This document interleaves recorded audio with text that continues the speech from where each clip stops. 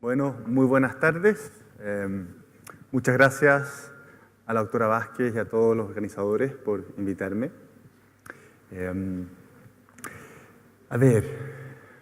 Bueno, para mí es un desafío volver a un aula con médicos internistas y personas dedicadas a la medicina. Me encanta. Tuve una grata sorpresa ahí los stands de que impresionante la evolución de los remedios y unas cosas muy inteligentes que han salido por ahí con respecto a la diabetes.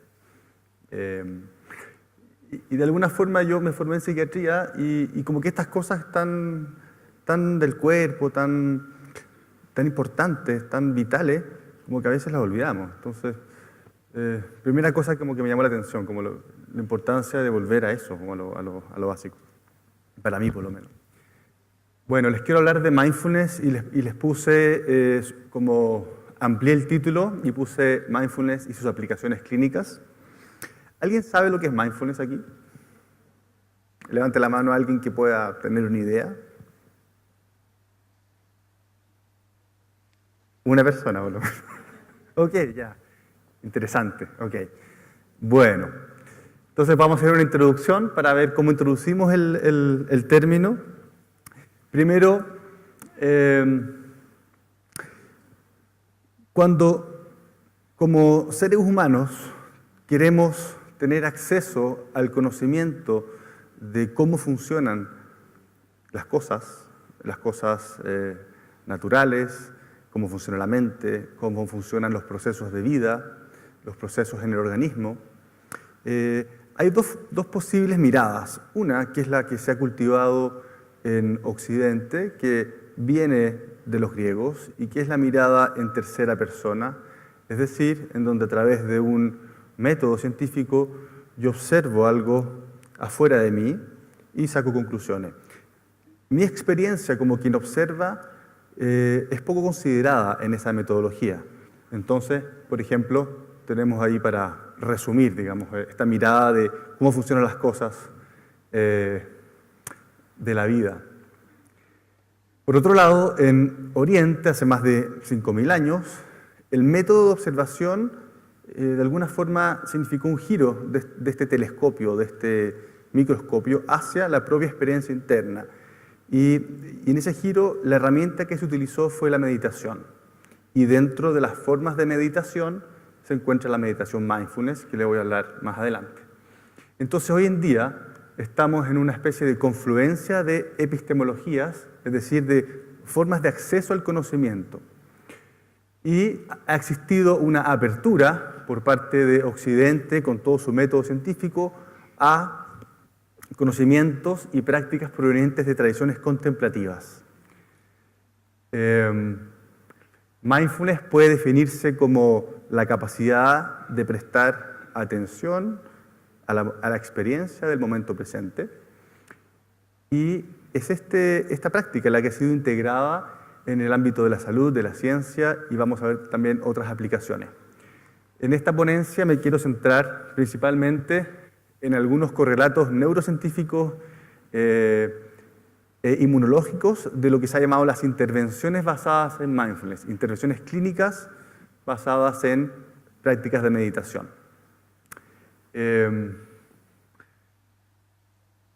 esta foto podemos ver algo que ha ocurrido en los últimos 30 años y gracias a Francisco Varela, biólogo chileno que falleció en 2001 en Francia. Él era una persona muy interesante porque siendo un biólogo que estudiaba la conciencia, al mismo tiempo él tenía en su vida una práctica meditativa de alguna forma mezclaba estas dos formas de acceder al conocimiento, y en esa práctica meditativa él se sentaba, exploraba cómo funcionaba su mente y desde ahí surgían preguntas con la ciencia. En eso él estableció por ahí por los años 86 un diálogo entre científicos, filósofos y psicólogos y personas o practicantes contemplativos de distintas tradiciones, tradición budista, tradición benedictina, para poder hablar de qué manera la meditación y ciertas prácticas pueden ser utilizadas en la clínica y en la salud.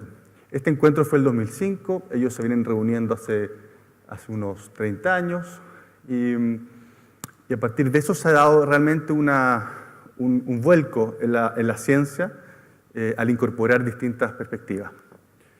Antes de definir lo que es mindfulness, quizá hablar un poco sobre cómo funciona la mente. Entonces, quizá algunos de ustedes tienen la experiencia, por ejemplo, de estar manejando y no saber por dónde anduvieron y de repente llegaron a su casa, o qué música sonó en la radio, o de repente darse cuenta después de 20 minutos que llevo pensando algo del pasado o del futuro. Hay algo ahí que la mente hace de manera automática y que no nos damos cuenta. Si podemos caracterizar nuestro estado mental habitual, podemos decir que hay una especie de inadvertencia, no nos damos cuenta de lo que está pasando en nuestra mente, qué pensamientos están ocurriendo, qué emociones hay a la base, por ejemplo, cuando estoy hablando con alguien, qué estoy sintiendo en ese momento. Y además, qué sensaciones corporales estoy sintiendo. Ahora, ¿estoy siendo consciente de los pies en la tierra, por ejemplo, de la respiración? ¿Hay acceso a eso o estoy como en algo más automático?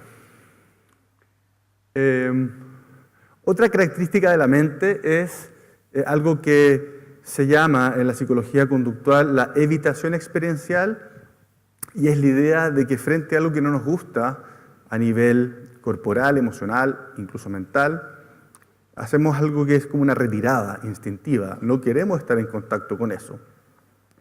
Esto es evidente, por ejemplo, con el fuego, sacamos el dedo. Pero también es muy habitual, por ejemplo, frente a estados afectivos, emocionales. Estamos todo el rato como no queriendo sentir lo que no nos gusta. Por lo tanto, cierta dificultad para estar en el presente con lo que nos está pasando. Por otro lado, muchas veces fruto de no querer estar sintiendo la experiencia en el cuerpo, la experiencia afectiva, nos vamos a la mente y muchas veces esta mente se pierde en rumiación del futuro, del pasado, juicios, etc. ¿Cuánto tiempo pasamos tratando de editar el pasado? ¿Cuánto tiempo pasamos tratando de anticipar o planear el futuro más allá de nuestras posibilidades? Estas dos formas o estados de la mente es interesante porque están a la base de muchos de los trastornos psiquiátricos, son mecanismos psicopatológicos a la base. Por ejemplo, en las fobias no tiene tanto que ver el avión, sino no querer o la dificultad de sentir lo que me pasa a mí cuando estoy subiendo un avión. En el caso de las adicciones, hay algo que no me cuesta sentir y entonces vuelve el consumo. En trastornos de personalidad limítrofes, por ejemplo, que hay sensaciones de vacío muy fuertes, entonces para evitar sentir eso, el corte, por ejemplo, es una opción. Y entonces, ¿qué significa mindfulness? Teniendo esto en mente, esta mente rumiante, automática. Bueno, una definición bastante clásica es, como les decía, la capacidad de prestar atención a la experiencia del momento presente sin juicios. Si se fijan, en esa definición tenemos tres componentes. Una es prestar atención, traer la mente, ¿a dónde? Al presente. Y la tercera cualidad es sin juicio. Es decir, ¿cómo puedo yo estar con la experiencia con un carácter gentil, sin batallas, sin querer que sea distinta? En las tradiciones, en las lenguas orientales, la palabra mente y la palabra corazón es la misma. Shin en japonés o Sem en tibetano. Y esta es el ideograma para la palabra mindfulness. Y si se fijan, tiene dos partes. Una que es mente y corazón y el otro es esto. Ahora, lo que está pasando ahora. Entonces, mindfulness tiene que ver con una forma de prestar atención a lo que me está pasando en el momento, de manera amable, una atención que viene como desde por acá. En particular, y ustedes todos están en contacto con personas que sufren, cuando la experiencia es dolorosa. esta capacidad que todos la tenemos, es innata del ser humano, pero por ahí a veces está media poco desarrollada o no ha sido desarrollada en nuestra vida, puede ser cultivada a través de la práctica de meditación. Para los que recuerdan algo de física o de matemática, hay algo que tiene que ver que es importante en la tradición mindfulness, que el dolor que todos podemos sentir como algo inevitable de estar vivos, dolor físico, dolor emocional, dolor mental, no es lo mismo que sufrimiento. El sufrimiento surge en la medida que yo batallo contra mi experiencia dolorosa. Y esa batalla puede ser juicios, puede ser batallas corporales, etc. Entonces, si se fijan, si la resistencia baja, bueno, el sufrimiento baja. Mindfulness de alguna forma entonces permite reconocer cuando estamos batallando contra la experiencia del momento presente, reconocer esos patrones reactivos habituales y por otro lado permite establecer una relación distinta a la experiencia dolorosa, emocional, corporal, que está basada en esta posibilidad de abrirse, de explorar, de aceptar y de generar cierta cualidad amable o compasiva hacia la experiencia.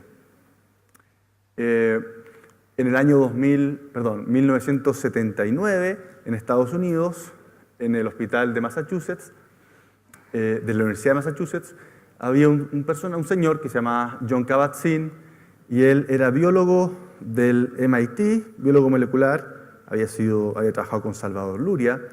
Al mismo tiempo, él tenía una práctica meditativa en su vida. Entonces, trabajando en el hospital, le preguntaba a los doctores, cuéntenme, ¿a cuántas personas ustedes están ayudando de verdad? ¿A cuántas personas dan de alta? O dicen, mira, ok, puede seguir con su vida. Y los doctores, la cifra que manejaban, y yo creo que es la misma ahora, 20% de personas realmente que uno dice, ok, está bien. ¿Y el resto qué es? Bueno, patología crónica. Después de los 50 años, casi el 70% de las personas tienen enfermedades crónicas. Entonces, Jon Kabat-Zinn, teniendo una experiencia personal de sentarse a meditar y de explorar esta mente que está batallando contra los pensamientos, las emociones, el cuerpo, dijo, qué interesante poder traer estos conocimientos, estas técnicas, estas herramientas a un hospital, donde por definición todos sufren. Y entonces creó el programa de reducción de estrés basado en mindfulness y en el contexto de lo que se llama la medicina integrativa tiene que ver con que incorpora otras tradiciones aparte de la tradición médica occidental que han demostrado cierta eficacia y seguridad. Acupuntura, por ejemplo, es otra tradición que se ha incorporado. Y participativa, y esto lo hablábamos con la doctora Vázquez, que de qué manera el paciente puede realmente tomar las riendas de su proceso de sanación, terapéutico, etc. Más allá de una medicina paternalista en donde yo le digo lo que tiene que hacer. Hay un giro ahí que es muy importante y que es cultural. ¿Qué se hace en este programa? Bueno, se facilitan respuestas adaptativas al estrés, al dolor físico, emocional, y básicamente es un programa en donde existe la posibilidad de parar, de detenerse de esta vida agitada y investigar qué es esto de tener un cuerpo, qué es esto de tener emociones, una mente que hace cosas, y aprender de eso. Son cursos grupales que duran 2 meses, se hacen distintas prácticas y los participantes se comprometen a una práctica diaria de más o menos 1 hora al día, o sea, es algo bastante intensivo. En esta diapositiva, fíjense, aquí abajo están los años desde 1980 hasta hace 2 años atrás, y estos son los números de artículos científicos publicados en revistas indexadas que incorporan la palabra mindfulness como estrategia de intervención o como, dentro de estudios o de referencia. ¿Y qué estudio observamos? Bueno, los primeros estudios ocurrieron en dolor crónico. ¿Cómo me relaciono con el dolor crónico? O sea, me enjuicio, pienso cómo voy a vivir el resto de mi vida con esto, me culpo, o puedo de alguna forma establecer una relación distinta, de curiosidad, ok, voy a trabajar, ¿qué necesito? ¿Qué necesito? De alguna forma lo que pensaba Kabat-Zinn es que muchos de los doctores le decían a los pacientes, ok, usted tiene que aprender a vivir con esta enfermedad. Y entonces le decía, bueno, pero los pacientes decían, ¿y cómo? Ok, vamos a poder enseñarles o mostrarles de qué manera puede hacerse eso. Como que llegaba hasta ahí la medicina muchas veces. Eso está hablando de finales de los 70. Yo creo que las cosas no sé si han cambiado tanto. Otros estudios importantes aparecen en la década de los 90 y del 2000 en cáncer, hipertensión, en obesidad. A veces, interesante la obesidad. Está el apetito, digamos, y también está el hambre emocional. Somos conscientes de que ya estamos bien o estamos comiendo automáticamente. Otras enfermedades autoinmunes, enfermedades dentro de la línea más de salud mental, pueden ver ahí. Los últimos años, muchos estudios en crianza. ¿Cómo estoy yo relacionándome con mis hijos? ¿Estoy presente o estoy en otro lado? ¿Estoy atento a mis emociones o estoy batallando y sacando mis emociones hacia mi niño, hacia mi hija? En educación, interesante. ¿Cómo podemos en el colegio llevar esto? Y estudios más científicos, más biológicos, están observando efectos a nivel inmunológico, epigenética, cambios cerebrales a nivel funcional y estructural que ocurren después de un entrenamiento en meditación. ¿Cómo estamos de tiempo? ¿Sí? ¿Estamos ok? Ya.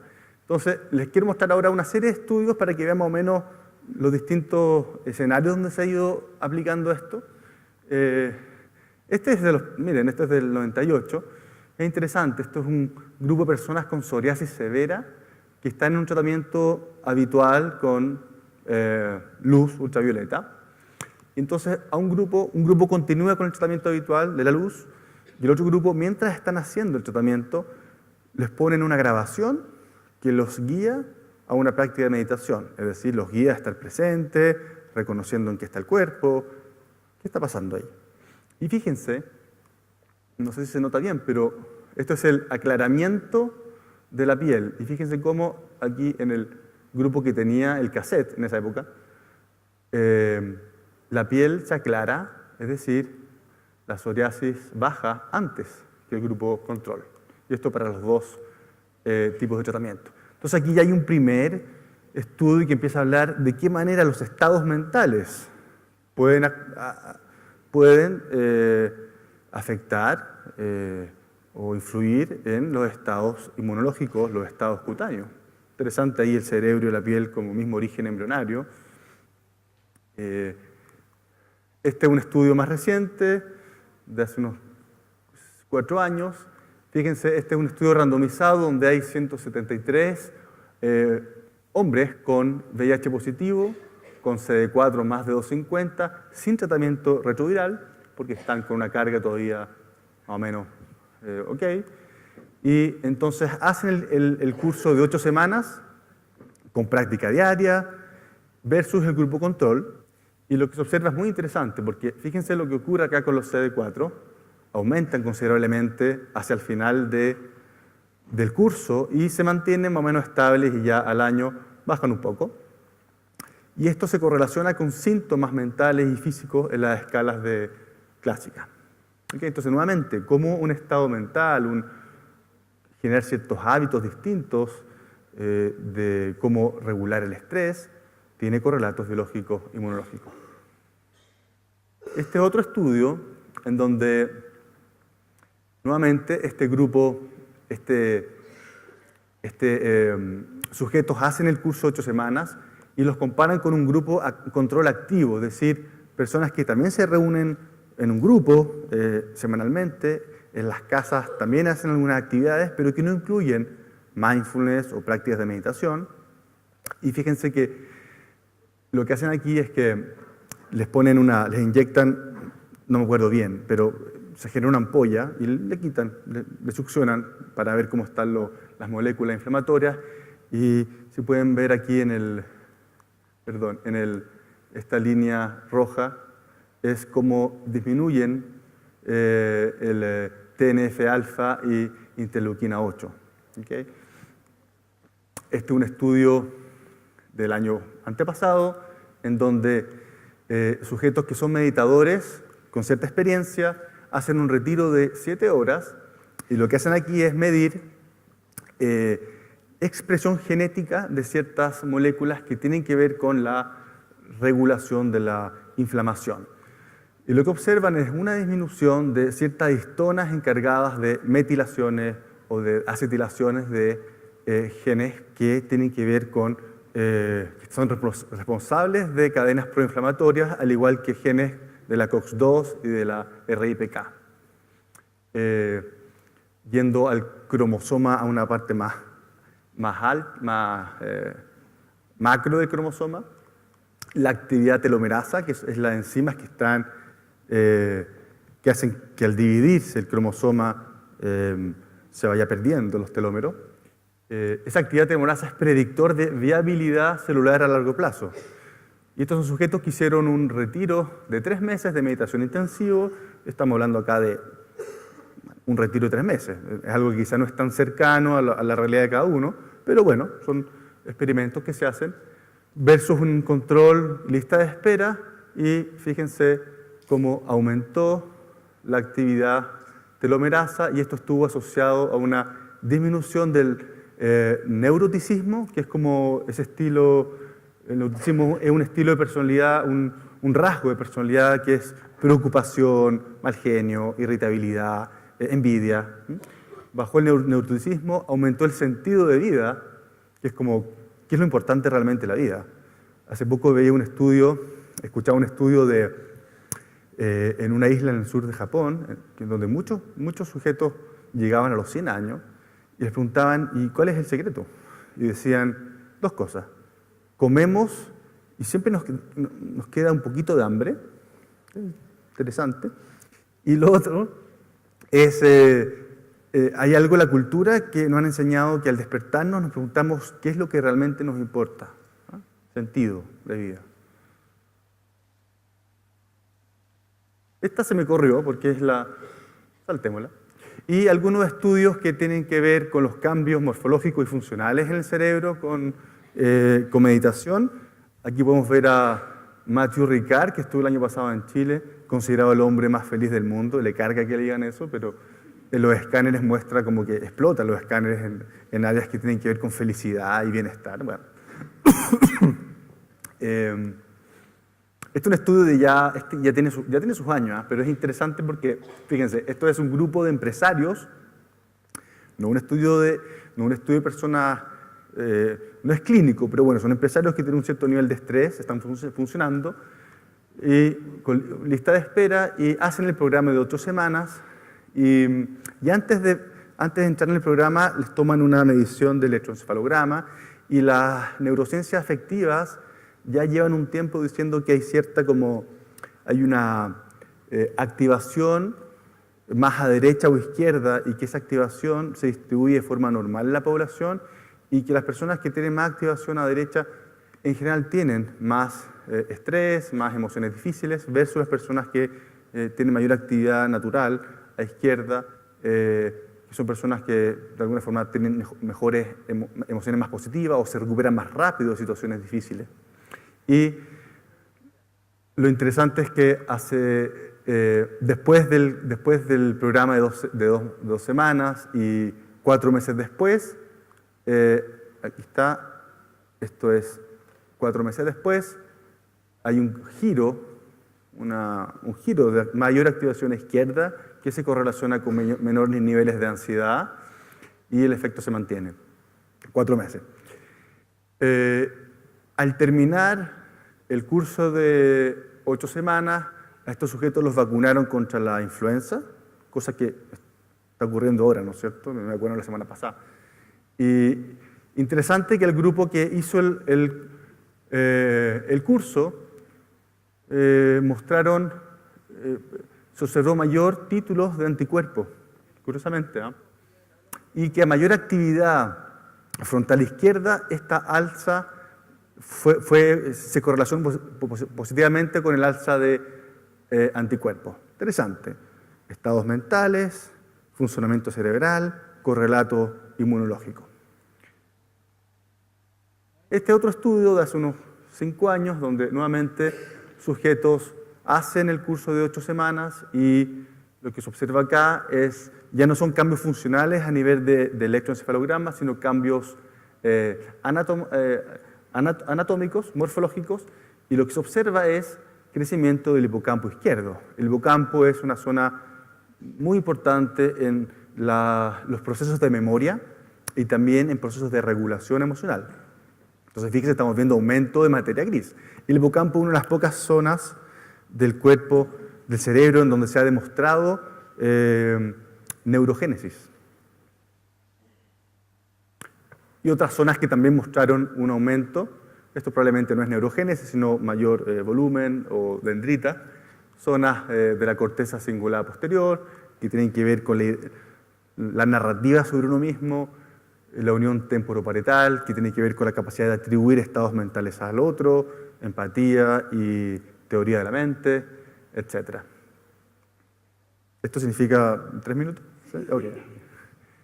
Ok, bueno, y este último estudio, este es un estudio de este año, es fresco, y aquí son sujetos que nuevamente hacen el entrenamiento en mindfulness y lo que observan es una mayor conectividad funcional entre la corteza cingulada posterior y la corteza prefrontal dorsolateral, un estudio randomizado, controlado, y lo interesante es que esta mayor conectividad funcional en estas dos áreas, que tienen que ver con regulación de la atención, mediaron una disminución de la interleuquina 6. ¿Ok?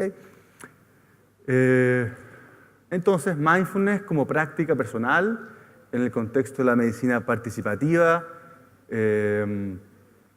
permite procesos de autoconocimiento, de autoexploración, de por qué yo sufro, cómo yo me relaciono con mis dolencias, por qué me estreso, cómo me estreso, y de alguna forma esto estaría mostrando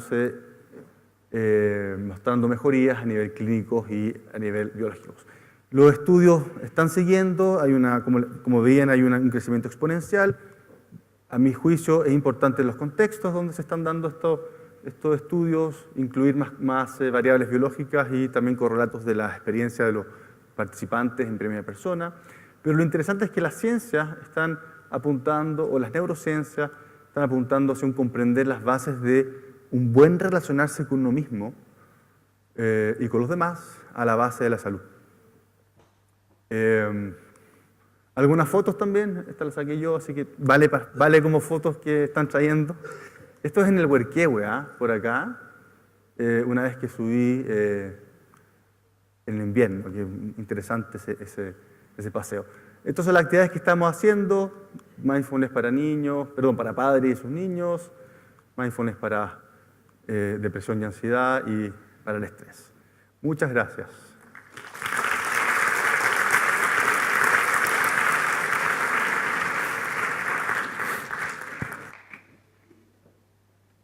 A la práctica de la medicina interna, uno se da cuenta que hay una serie de hábitos, no medicina basada en la evidencia, que los defendemos con ahínco, ¿cierto?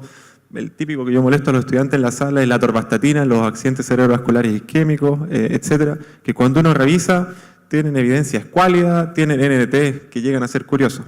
Pero tenemos alguna intencionalidad por el tema de ciertos fármacos y ciertas terapias, no tengo la explicación.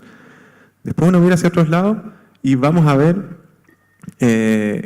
temas que son novedosos para nosotros, como el que usted acaba de presentar, que entiendo yo que es una de las muchas cosas que hay dentro de lo que es meditación, que ha demostrado, aparte de lo que usted mostró, ha demostrado un gran impacto en la salud de las personas. Nunca voy a olvidar un estudio que se hizo con pacientes infartados, fue muy pequeño, pero decía que los pacientes con altos niveles de estrés tenían hasta un 50% más de reinfarto. O sea, en alguna parte en nuestra formación tenemos como un corte entre lo que es todo lo que sea el ánimo, la vida y lo orgánico, no hacemos la conexión. Y aquí viene la pregunta, no es malintencionada porque yo sé que es súper compleja, pero desde su experiencia, que es mucho más que la nuestra, ¿cómo ve usted que nos cuesta a nosotros en este diario, medicina interna muy orgánica, de hacer esta conexión con lo que usted está relatando, que puede llegar a tener, y en algunas partes tiene, un tremendo impacto en nuestro quehacer, para que lo tengamos presente, para que cuando estemos viendo un paciente sepamos que esta es una alternativa que muchas veces va a tener más impacto que muchas de las otras cosas que van a ir anotadas en la receta.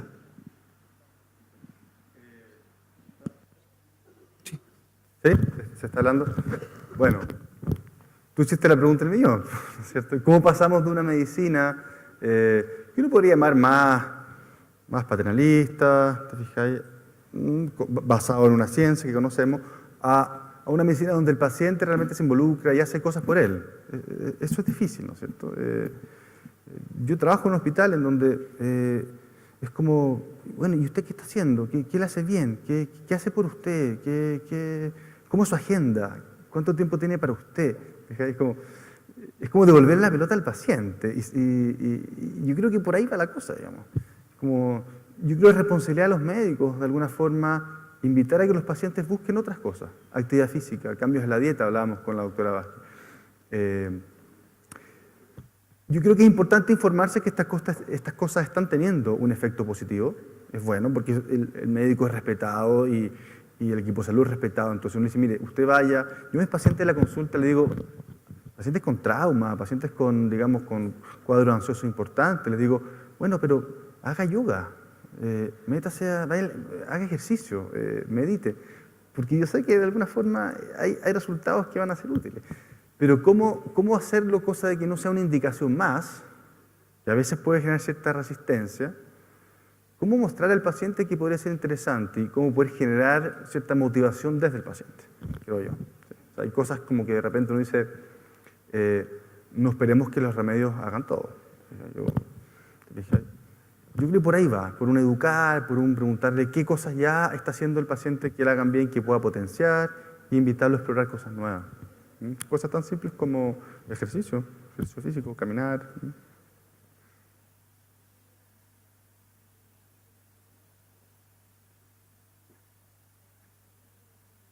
Muchas gracias. Agradecemos la participación del doctor Medeiros.